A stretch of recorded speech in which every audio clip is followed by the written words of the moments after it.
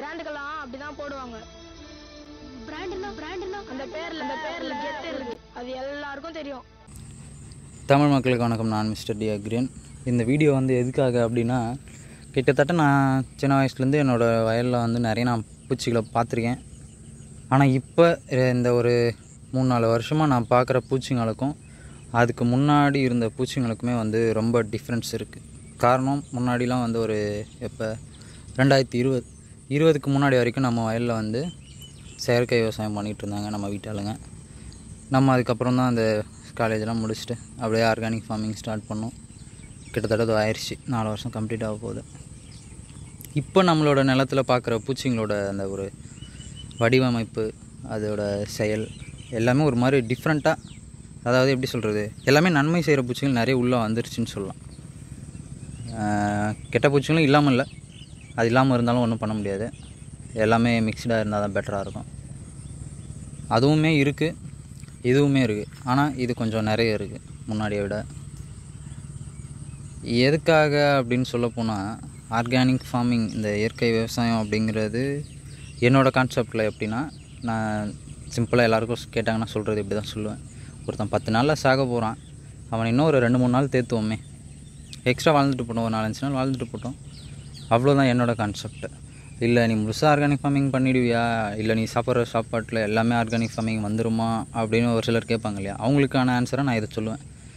10 நாளுன்றது இன்னும் ஒரு 2-3 நாள் எக்ஸ்ட்ரா அவனை தேத்துவோம், அதில் ஏதோ அவனோட ஆசைகளை நிறைவேற்றிட்டு போட்டுமே, இன்க்ளூடிங் எனக்கும் தான். அது எல்லாமே மேக்ஸிமம் நம்ம இன்ஆர்கானிக் மெத்தடில் வரக்கூடியதை தான் யூஸ் பண்ணிகிட்ருக்கோம் நார்மலாகவே, A to Z.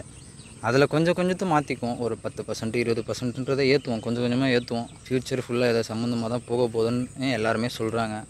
அப்படின்னும் போது அப்போ நம்ம கொஞ்சமாக இம்ப்ரூவ்மெண்ட் பண்ணால் தானே ஃப்யூச்சரில் அது பெட்டர் ரிசல்ட்டை கொடுக்கும். அதுக்காக தான் நம்ம இந்த ஆர்கானிக் ஃபார்மிங் அப்படிங்கிறத அதுக்குள்ளே நம்ம வந்தது. நமக்காக வந்தோம், சரி இப்போ நமக்கானதுன்ற மற்றவங்களுக்கானதுமா சேர்த்து மாற்றிக்கிட்டோம். எப்படின்னா இது ஒரு ப்ரொஃபஷ்னலாகவும் நம்ம மாற்றிக்கிட்டோம்.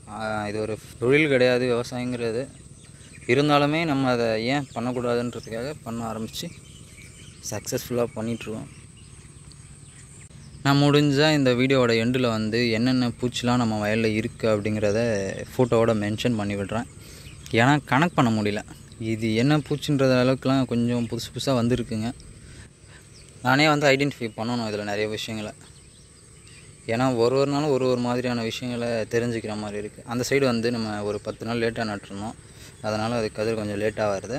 இதெல்லாம் நம்ம முன்னாடியே நட்டுருந்தோம். செப்டம்பர் 10லேயே இந்த நட்டோம், செப்டம்பர் 20 தேதிக்கிட்ட அதை நட்டோம், 17 18 அதை நட்டோம். அதனால் அதுக்கும் கொஞ்சம் டிஃப்ரெண்ட் இருக்குது. பட்டு சேர்த்து தான் வச்சு அறுக்கணும். அது காஞ்சாலுமே இதை ஒரு 10 நாள் முன்ன பின்ன வச்சு தான் சேர்த்து அறுத்தாகணும், வேறு வழி இல்லை. இது வந்து இதெல்லாம் லேட்டாக 1-2 இந்த மழைக்கு அப்புறம் இதெல்லாம் கதிர் வந்தது, பென்சில் புயலுக்கு அப்புறம், சைக்ளோனுக்கு அப்புறம் வந்தது. பூ வச்சிருக்கு, ரோசப்பூ பூ தெரியுது அவங்களுக்கு, பூ வச்சிருக்கு. இது கருப்பு கவனியின் கதிரோட பூ.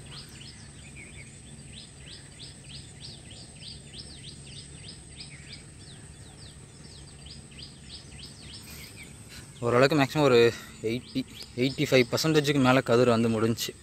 எல்லாமே இப்போது முத்துற ஸ்டேஜுக்கான இதுக்கு போய்கிட்டு இருக்குங்க. அதாவது பால் பிடிக்கிற தருணம்னு சொல்லுவேன். இப்போ நான் அதை 1-2 எடுத்து நசுக்கி பார்த்தேன், எல்லாமே பால் பிடிச்சிட்ருக்கு. சன்லைட் அதிகமாக இல்லை, அதனால் வீடியோ கிளாரிட்டி கொஞ்சம் கம்மியாக இருக்குது. நம்ம ஃபோனில் தான் எடுக்கிறோம், ஆனாலும் சன்லைட் கொஞ்சம் கம்மியாக இருக்குது. நம்ம முடிஞ்சாலும் சன்லைட்டில் டப் பண்ணி போட்டு விட்டுறேன், அட்டாச் பண்ணேன், அப்போ தான் கொஞ்சம் பார்க்க நல்லாயிருக்கும்.